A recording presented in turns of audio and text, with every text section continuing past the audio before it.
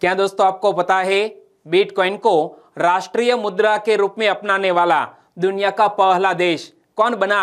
गुजरात के नए मुख्यमंत्री कौन बने? इंटरनेशनल ब्रदरहुड डे कब मनाया गया?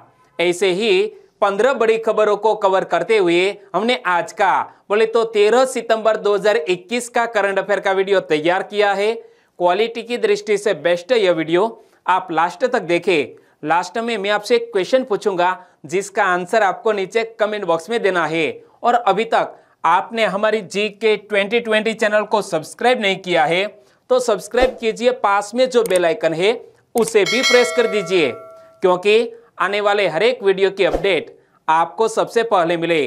और आज के वीडियो के क्वेश्चन की पीडीएफ फाइल आप पढ़ना चाहते हैं तो नीचे डिस्क्रिप्शन में लिंक रख दी है, वहां से आप क्लिक करके डाउनलोड कर सकते हैं, पढ़ सकते हैं। चलिए बिना वक्त गंवाए स्टार्ट करते हैं पहले क्वेश्चन से। पहला क्वेश्चन, हाल ही में डायनासोर की 3 प्रजातियों के पैरों के निशान कहां पाए गए? हाल ही में डायनासोर की 3 प्रजातियों के पैरों के निशान पाए गए हैं राजस्थान राज्य में। यानी कि इस क्वेश्चन का सही आंसर है राजस्थान। लेकिन राजस्थान में डायनासोर की 3 प्रजातियों के पैरों के निशान कहां पाए गए, वो भी तो एक क्वेश्चन बन सकता है। तो यह राजस्थान में डायनासोर की 3 प्रजातियों के पैरों के निशान राजस्थान के जैसलमेर जिले के थार रेगिस्तान में पाए गए हैं। कहां पर? थार मरुस्थल पर। और ये पैरों की निशान कितने वर्ष पुराने थे? ये पैरों के निशान तकरीबन 200 मिलियन वर्ष पुराने थे। कितने? 200 मिलियन वर्ष पुराने डायनासोर के पैरों के निशान पाए गए हैं थार मरुस्थल में। यह राज्य के पश्चिमी भाग में विशाल सरीसृपों की उपस्थिति को प्रमाणित करता है। और पैरों के निशान वाले डायनासोर की 3 प्रजातियां कौन कौन सी जिसके हाल ही में पैरों के निशान पाए गए हैं?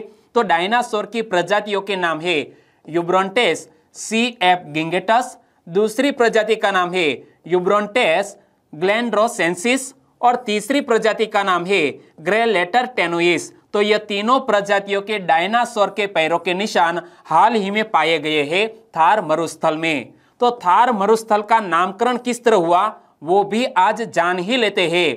थार नाम थूल से लिया गया है। क्या? यह थार नाम थूल से लिया गया है, जो कि इस क्षेत्र में रेत की लकीरों के लिए प्रयुक्त होने वाला एक सामान्य शब्द है। थूल शब्द यहाँ रेत के लकीरों के लिए प्रयुक्त होने वाला एक शब्द है और इसे ग्रेट इंडियन डेजर्ट के नाम से भी जाना जाता है। तो यह भी याद रख लो कि थार मरुस्थल को ग्रेट इंडियन डेजर्ट के नाम से भी जाना जाता है। और इनकी अवस्थिति के बारे में मैं आपको बताऊं तो यह उत्तर पश्चिमी भारत के राजस्थान राज्य में तथा पाकिस्तान के पूर्वी क्षेत्र में स्थित पंजाब और सिंध प्रांत तक विस्तृत है। यह मैप के जरिए मैं आपको समझाना चाहूंगा कि हमारा यह जो थार रेगिस्तान है इसकी अवस्थिति के बारे में मैंने आपको बताया कि यह उत्तर पश्चिमी भारत के राजस्थान राज्य में तथा पाकिस्तान में, यहाँ पर दोस्तों आपको बॉर्डर दिखाई पड़ती है, तो पाकिस्तान के पूर्वी क्षेत्र में स्थित पंजाब और सिंध प्रांत तक यह जो रेगिस्तान है वो विस्तृत है। और दोस्तों इसी तरह हर क्वेश्चन से जुड़े इंपॉर्टेंट फैक्ट मैं आपके सामने रखता हूं। हमारा यह तरीका आपको अच्छा लगता है, लाइक करना मत भूलिएगा। दूसरा क्वेश्चन है आपकी स्क्रीन पर, जिम लान जॉन निम्न में से किस सर्च इंजन के नए मुख्य कार्यकारी अधिकारी बने? हाल ही में जिम लान जॉन याहू नामक सर्च इंजन के नए मुख्य कार्यकारी अधिकारी बने। यानी कि इस क्वेश्चन का सही आंसर है याहू। याहू के सीईओ बने हैं जिम लान जॉन। सर्च इंजन के तौर पर सबसे पुराने प्लेटफॉर्म याहू ने अपने नए मुख्य कार्यकारी अधिकारी के नाम की घोषणा कर दी है। इस पद के लिए जिम लान जॉन को नियुक्त किया गया है, जो डेटिंग ऐप टिंडर के प्रमुख है। क्या? टिंडर के प्रमुख जिम लान जॉन को याहू का सीईओ बनाया गया है। और याहू के नए प्रमुख के तौर पर निवेश कंपनी अपोलो ने टिंडर के सीईओ जिम लान जॉन के नाम का प्रस्ताव दिया था। याहू के मौजूदा मुख्य कार्यकारी कौन है? गुरु गौरप्पन। गुरु गौरप्पन का स्थान लिया है जिम लान जॉन ने। तो याद रखो, अब गुरु गौरप्पन कंपनी के सलाहकार की भूमिका में रहेंगे। और याहू समूह सेवा की शुरुआत 2001 में हुई थी। क्या? याहू समूह सेवा की शुरुआत कब हुई थी? वर्ष 2001 में। और अमेरिकी वायरलेस कम्युनिकेशन सर्विस कंपनी वेरिजान ने वर्ष 2017 में याहू के इंटरनेट कारोबार को 4.8 अरब डॉलर में खरीद लिया था। तो यह भी फैक्ट याद रख लो कि अमेरिकी वायरलेस कम्युनिकेशन सर्विस कंपनी जिसका नाम है वेरिजान ने वर्ष 2017 में याहू के इंटरनेट कारोबार को तकरीबन 4.8 अरब डॉलर में खरीद लिया था। और याहू के पास फिलहाल 7 सेवाएं हैं। 7 सेवाएं कौन कौन सी? Yahoo search engine, Yahoo mail, Yahoo entertainment, Yahoo finance, Yahoo lifestyle और याहू मेल। तो इसी तरह की 7 सेवाएं हाल ही में याहू के पास है। तीसरा क्वेश्चन, निम्न में से किस गांव को United Nations World Tourism Organization के तहत बेस्ट टूरिज्म विलेज के रूप में चयनित किया गया है? हाल ही में भारत देश के 3 गांवों को United Nations World Tourism Organization के तहत बेस्ट टूरिज्म विलेज के लिए चयनित किया गया है, जिसमें से एक गांव का नाम है लाडपुरा और लाडपुरा मध्य प्रदेश में स्थित है। यानी कि इस क्वेश्चन का सही आंसर है लाडपुरा।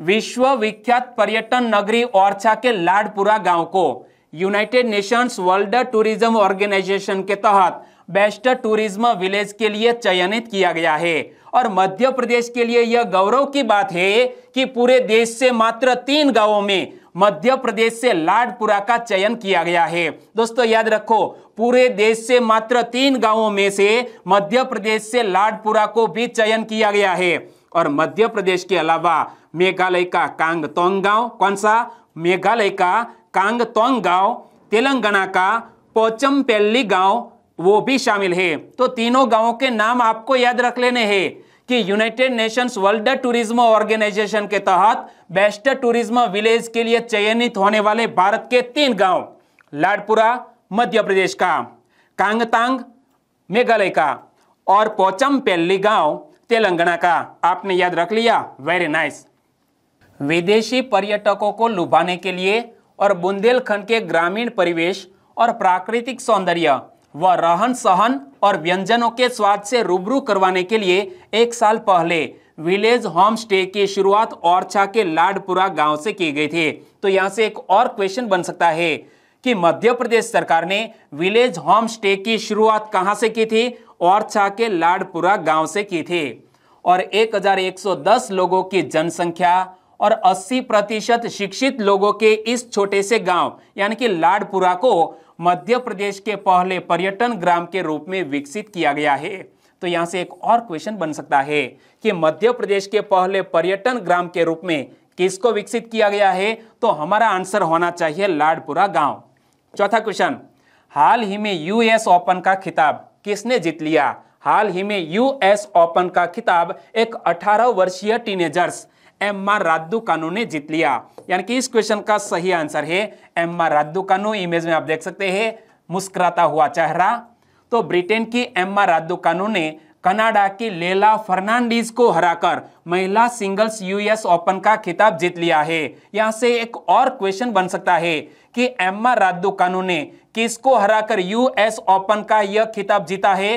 तो लेला फर्नांडीज को। लेला फर्नांडीज किस देश की खिलाड़ी है? कनाडा के। और एम्मा रादुकानु है ब्रिटेन की। और मात्र 18 साल की एम्मा रादुकानु ने ग्रैंड स्लैम खिताब अपने नाम कर लिया है। इसी के साथ ही एक और भी इतिहास रच दिया है एम्मा रादुकानु ने। कौन सा इतिहास? 53 साल बाद यूएस ओपन खिताब जीतने वाली पहली ब्रिटिश महिला खिलाड़ी बनी है एम्मा रादुकानु। और एम्मा रादुकानु ने फर्नांडीज को 6-4, 6-3 से हराकर ग्रैंड स्लैम खिताब पर कब्जा कर लिया। पांचवा क्वेश्चन, प्रधानमंत्री ने बनारस हिंदू विश्वविद्यालय में किसके नाम से पीठ स्थापित करने की घोषणा की है? हमारे देश के प्रधानमंत्री श्री नरेंद्र भाई मोदी जी ने बनारस हिंदू विश्वविद्यालय में हाल ही में सुब्रमण्यम भारती के नाम पर एक पीठ स्थापित करने की घोषणा की। यानी कि इस क्वेश्चन का सही आंसर है सुब्रमण्यम भारती। इमेज में आप देख सकते हैं इस साल सुब्रमण्यम भारती जी की 100वीं पुण्यतिथि मनाई जा रही है। क्या? सुब्रमण्यम भारती जी की 100वीं पुण्यतिथि मनाई जा रही है। और हमारे देश के प्रधानमंत्री श्री नरेंद्र मोदी जी ने बनारस हिंदू विश्वविद्यालय में सुब्रमण्यम भारती के नाम से पीठ स्थापित करने की घोषणा भी की है। और बनारस हिंदू यूनिवर्सिटी में सुब्रमण्यम भारती के नाम से एक चेयर स्थापित करने का निर्णय लिया गया है।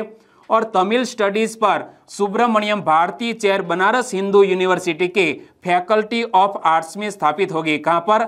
यह बनारस हिंदू यूनिवर्सिटी के फैकल्टी ऑफ आर्ट्स में स्थापित की जाएगी। और सुब्रमण्यम भारती तमिल भाषा के राष्ट्र कवि माने जाते हैं। तो यहां से एक और क्वेश्चन बन सकता है कि सुब्रमण्यम भारती किस भाषा के राष्ट्र कवि माने जाते हैं? तमिल भाषा के। और उनके जीवन के बारे में मैं आपको बताऊं तो सुब्रमण्यम भारती जी का जन्म तमिलनाडु के तिरुनेलवेली में सितंबर 1882 में हुआ। और सुब्रमण्यम भारती के पिताजी का नाम चिन्ना स्वामी अय्यर और सुब्रमण्यम भारती के माता का नाम लक्ष्मी अम्माल था। और सुब्रमण्यम को बचपन में प्यार से सुब्बैया पुकारते थे। क्या? सुब्रमण्यम भारती जी का बचपन का नाम है सुब्बैया। और तमिल, यहां जब तमिल का जिक्र किया गया है तो याद रखो तमिल एक समृद्ध भाषा है और विश्व की सबसे पुरातन भाषा है यह तमिल। और इमेज आप देख सकते हैं तमिल भाषा के अल्फाबेट। और हम सभी हिंदुस्तानियों के लिए यह गर्व की बात है कि तमिल विश्व की सबसे पुरातन भाषा है। छठा क्वेश्चन, 9/11 के अमेरिका पर आतंकवादी हमले के कितने साल पूर्ण हुए? दोस्तों सबसे पहले तो हमें यह पता होना चाहिए कि 9/11 का मीनिंग क्या होता है। 11 तारीख है और 9वां मंथ है यानी कि सितंबर। तो 11 सितंबर को अमेरिका पर एक आतंकवादी हमला हुआ था जिसके हाल ही में 20 साल पूर्ण हुए। यानी कि इस क्वेश्चन का सही आंसर है 20 साल। 9/11 के उल्लेख से ही आज से 20 वर्ष पहले अमेरिका पर हुए आतंकी हमले की याद ताजा हो जाती है जिसने पूरी दुनिया को हिला दिया था। इन हमलों का मास्टरमाइंड आतंकी संगठन अल कायदा का संस्थापक ओसामा बिन लादेन था। क्या? ओसामा बिन लादेन ने यह वर्ल्ड ट्रेड सेंटर पर हमला करवाया था और तकरीबन 3000 लोगों की मौत हो गई थी। और 2 मई 2011 को अमेरिका ने बदला लिया। क्या बदला लिया? कि 2 मई 2011 को ओसामा बिन लादेन को पाकिस्तान के एबटाबाद में मार गिराया। और उस वक्त अमेरिका के राष्ट्र प्रमुख थे बराक ओबामा। वो अपनी स्क्रीन पर पूरा मिशन लाइव देख रहे थे। और 20 वर्षों में वैश्विक समुदाय के ठोस कदमों से आतंकवादियों के नापाक मंसूबों का पर्दाफाश हुआ और आतंकवाद के खतरे को जड़ से समाप्त करने की आवश्यकता को भी बल मिला था। 7वां क्वेश्चन, नुआखाई निम्न में से किस राज्य में प्रमुख तौर पर मनाया जाने वाला कृषि त्योहार है? सबसे पहले तो याद रख लो कि नुआखाई एक कृषि त्योहार है। यूं तो भारत के विभिन्न राज्यों में बड़े ही धामधूम से मनाया जाता है, लेकिन विशेष रूप से यह त्योहार मनाया जाता है ओडिशा राज्य में। यानी कि इस क्वेश्चन का सही आंसर है ओडिशा राज्य। और यह नुआखाई जुहार त्योहार का जिक्र हमारे देश के प्रधानमंत्री श्री ने भी अपने भाषण में किया। प्रधानमंत्री श्री नरेंद्र मोदी जी ने कृषि त्योहार नुआखाई जुहार के अवसर पर लोगों को बधाई दी है। और नुआखाई देश के कई इलाकों खासकर ओडिशा में प्रमुख तौर पर मनाया जाने वाला एक कृषि त्योहार है। और नुआखाई देश के कई इलाकों में किसानों के द्वारा भारी उत्साह से मनाया जाने वाला त्योहार है।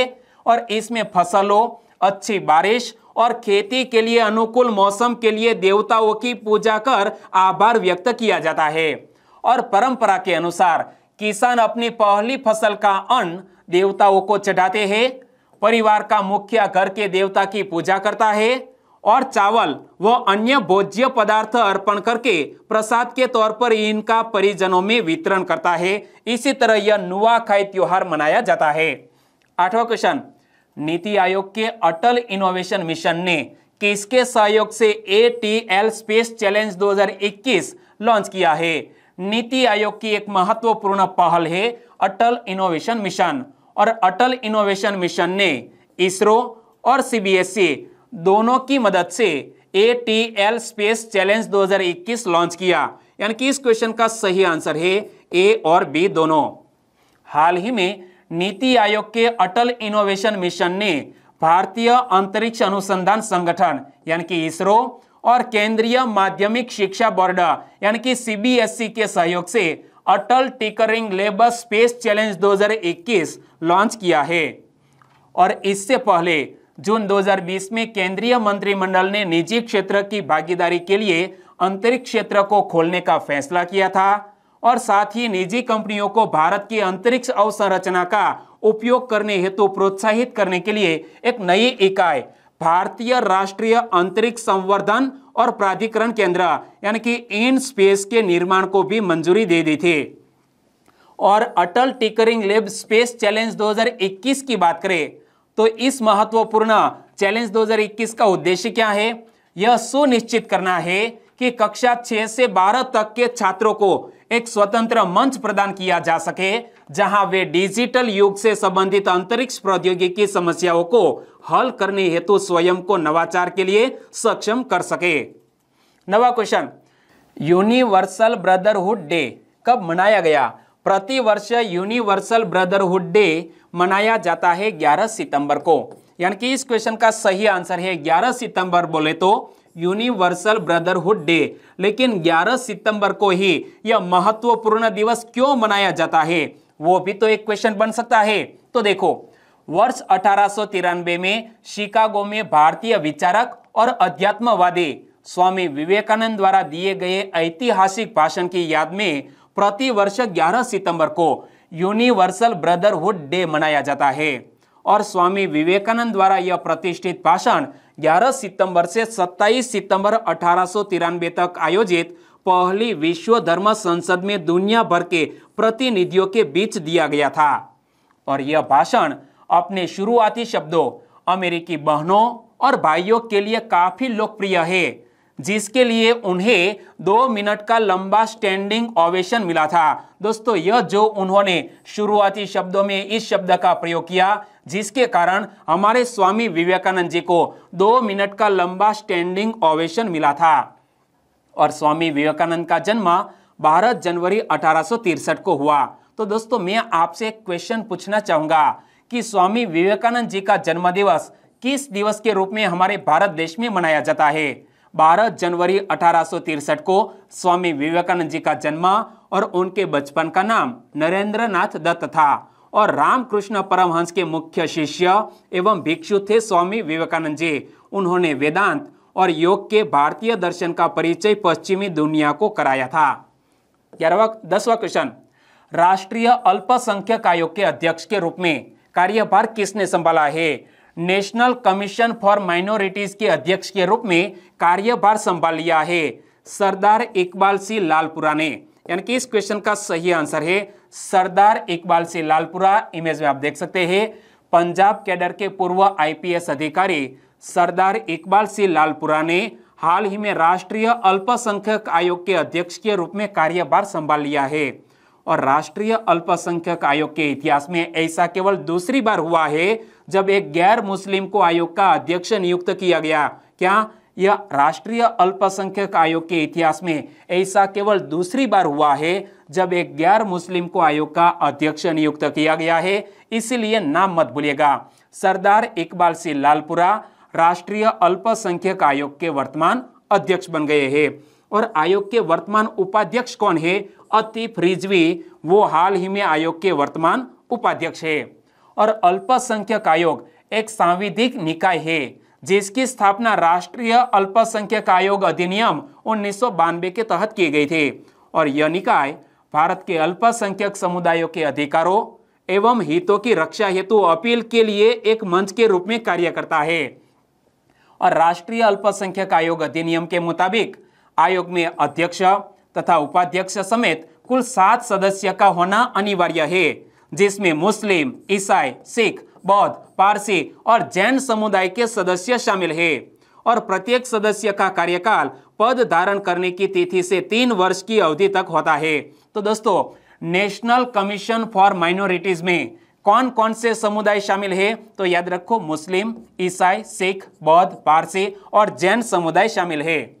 11वां क्वेश्चन, भारतीय वायुसेना की medium range surface to air missile प्रणाली कितने किलोमीटर की दूरी से विमान को नष्ट कर सकती है? हमारे भारतीय वायुसेना यानी कि इंडियन एयरफोर्स की यह medium range surface to air missile जो प्रणाली है वो तकरीबन 110 किलोमीटर की दूरी से विमानों को नष्ट कर सकते हैं।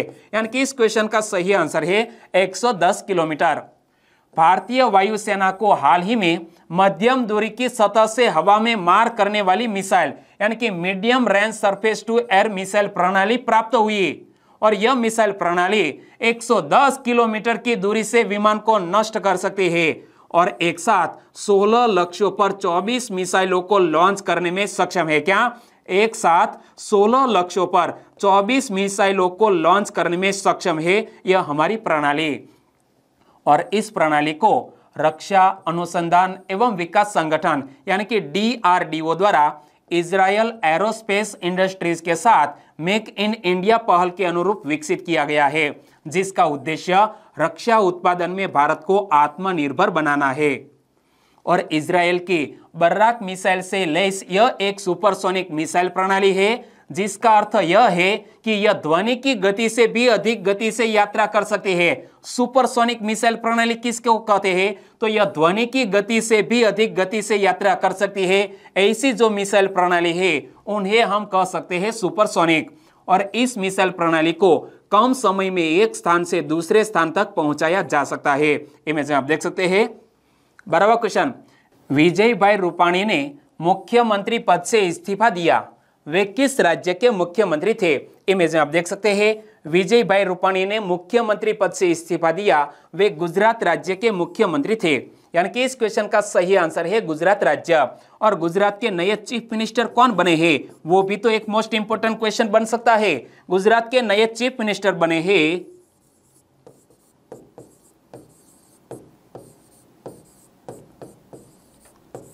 भूपेंद्र पटेल, गुजरात के नए चीफ मिनिस्टर बने हैं। गुजरात विधानसभा चुनाव से 15 महीने पहले ही मुख्यमंत्री श्री विजय भाई रूपाणी ने अपने पद से इस्तीफा दे दिया और उनका स्थान लिया है भूपेंद्र पटेल ने। और विजय भाई रूपाणी ने राज्यपाल आचार्य देवव्रत को अपना त्याग पत्र सौंप दिया। गुजरात में अगले साल यानी कि दिसंबर में 182 सदस्यीय विधानसभा के चुनाव होने वाले हैं। कब? दिसंबर 2022 में गुजरात विधानसभा का चुनाव होने वाला है। और विजय भाई रूपाणी से पहले भारतीय जनता पार्टी 3 राज्यों में मुख्यमंत्री बदल चुकी है। विजय भाई रूपाणी तीसरे मुख्यमंत्री थे। तो याद रखो कि विजय भाई रूपाणी से पहले भारतीय जनता पार्टी उत्तराखंड और कर्नाटक में भी अपने मुख्यमंत्रियों को बदल चुकी है। उत्तराखंड में पुष्कर सिंह धामी को प्रदेश का मुख्यमंत्री बनाया गया और कर्नाटक में BS येदियुरप्पा की जगह बासवराज बोम्मई को CM बनाया गया है। तो तीनों राज्यों के मुख्यमंत्री का नाम आपको याद रख लेना है। उत्तराखंड के नए मुख्यमंत्री पुष्कर सिंह धामी, कर्नाटक के नए मुख्यमंत्री बासवराज बोम्मई और गुजरात के नए मुख्यमंत्री बन गए हैं भूपेंद्र पटेल। 13वां क्वेश्चन, पृथ्वी का सबसे उत्तरी द्वीप का नाम क्या है? दोस्तों, हाल ही में उत्तरी ध्रुव पर एक नया द्वीप खोजा गया है और यह नए द्वीप का नाम रखा गया है क्यू करटाक अवन्नार लेक। यानी कि इस क्वेश्चन का सही आंसर है ऑप्शन डी। शोधकर्ताओं ने ग्रीनलैंड के पास एक छोटे, निर्जन एवं अब तक अज्ञात द्वीप की खोज की है, जो कि अनुमान के मुताबिक पृथ्वी का सबसे उत्तरी द्वीप है। 60 गुना 30 मीटर का यह द्वीप समुद्र तल से केवल 3 मीटर की ऊंचाई पर स्थित है। और इससे पहले ओडाक्यू द्वीप को पृथ्वी के सबसे उत्तरी इलाके के रूप में चिन्हित किया गया था। लेकिन हाल ही में शोधकर्ताओं के एक समूह ने सुझाव दिया है कि इस द्वीप को क्यू करटाक अवन्नार लेक नाम दिया जाए और ग्रीनलैंडिक भाषा में इसका अर्थ क्या होता है? सबसे उत्तरी द्वीप। 14वां क्वेश्चन, बिटकॉइन को राष्ट्रीय मुद्रा के रूप में अपनाने वाला दुनिया का पहला देश कौन बना? बिटकॉइन को राष्ट्रीय मुद्रा के रूप में अपनाने वाला दुनिया का पहला देश बन गया है अल साल्वाडोर। यानी कि इस क्वेश्चन का सही आंसर है El Salvador. El Salvador bitcoin को कानूनी निविदा के रूप में अब स्वीकार करने वाला दुनिया का पहला देश बन गया है। और अल साल्वाडोर की सरकार ने दावा किया कि इस कदम से देश के कई नागरिकों को पहली बार बैंक सेवाओं तक पहुंच प्राप्त होगी।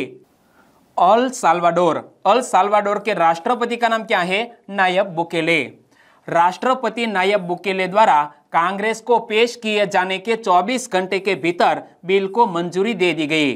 और अल साल्वाडोर की कैपिटल का नाम है सान साल्वाडोर और अल साल्वाडोर के राष्ट्रपति का नाम है नायब बुकेले। आपने इमेज में देख लिया। 15वां और लास्ट क्वेश्चन, चंद्र विज्ञान कार्यशाला 2021 का आयोजन किसने किया? चंद्र विज्ञान कार्यशाला 2021 का आयोजन इसरो ने किया, यानी कि इस क्वेश्चन का सही आंसर है इसरो। हाल ही में भारतीय अंतरिक्ष अनुसंधान संगठन यानी कि इंडियन स्पेस रिसर्च ऑर्गेनाइजेशन द्वारा चंद्रमा की कक्षा में चंद्रयान 2 ऑर्बिटर के प्रचालन के 2 वर्ष पूरे होने के अवसर पर चंद्र विज्ञान कार्यशाला 2021 का आयोजन किया गया। दोस्तों, इसरो ने यह कार्यशाला क्यों आयोजित की? क्योंकि चंद्रयान 2 ऑर्बिटर के प्रचालन के हाल ही में 2 वर्ष पूर्ण हुए और चंद्रयान 2 ऑर्बिटर द्वारा की गई महत्वपूर्ण खोज में से एक खोज की बात करें तो क्रोमियम व मैंगनीज की खोज भी चंद्रयान 2 ने की है। Chandrayaan 2 large area soft x ray spectrometer यानी कि क्लास पेलोड ने रिमोट सेंसिंग के माध्यम से क्रोमियम और मैंगनीज के मामूली तत्वों का पता लगाया है। बहुत सी खोज चंद्रयान 2 के ऑर्बिटर ने की है और हाल ही में संशोधन प्रक्रिया जारी है। और अब बात करते हैं लास्ट वीडियो के क्वेश्चन की। लास्ट वीडियो में मैंने आपसे क्वेश्चन पूछा था, देश भर में गणेश उत्सव की शुरुआत किस स्वतंत्रता सेनानी ने की थी? हमारे भारत देश में गणेश उत्सव एवं शिवाजी जयंती की शुरुआत बाल गंगाधर तिलक जी ने की थी, यानी कि इस क्वेश्चन का सही आंसर था बाल गंगाधर तिलक। लगभग सभी दोस्तों ने बिल्कुल सही जिक्र किया है। इनमें से कुछ फ्रेंड के नाम लेना चाहूंगा, तो वो है बंशीराम, आपका भी हमारे चैनल में स्वागत है। रेखा नीनामा ने इस क्वेश्चन के बारे में डिटेल में बताया और कल मैंने पूछा था कि यूएनडीपी का फुल फॉर्म क्या होता है, यूनाइटेड नेशंस डेवलपमेंट प्रोग्राम, और उनके बारे में डिटेल में बताने के लिए रेखा नीनामा को थैंक यू सो मच। हमारे और भी सब्सक्राइबर फ्रेंड है, इनमें से एक है SK राठवा ऑफिशियल, उन्होंने इस क्वेश्चन के बारे में डिटेल में बताया, वेरी नाइस। मकवाना गायत्री, उन्होंने यूएनडीपी के बारे में बहुत से फैक्ट बताए। यूएनडीपी का हेडक्वार्टर अमेरिका के न्यूयॉर्क में स्थित है। यूएनडीपी की स्थापना 22 नवंबर 1965 को हुई। और ड्रीम वर्दी ने लिखा है कि जिंदगी में अच्छे शिक्षक का साथ मिल जाए तो हर मुश्किल काम आसान हो जाता है। You are great, thank you so much हमारी तारीफ करने के लिए और रेगुलर कमेंट लिखने के लिए भी thank you so much dream वर्दी जी। और AB अशोक गहलोत, उन्होंने भी इस क्वेश्चन का बिल्कुल सही आंसर दिया है। सभी दोस्तों को बहुत बहुत धन्यवाद। और आज की वीडियो का क्वेश्चन ये रहा स्क्रीन पर, कोविड-19 के खिलाफ बच्चों का टीकाकरण करने वाला दुनिया का पहला देश कौन बना? कोविड-19 के खिलाफ बच्चों का टीकाकरण करने वाला दुनिया का पहला देश कौन बना? सही ऑप्शन आपने चुन लिया है, तो आंसर दीजिए नीचे कमेंट बॉक्स में।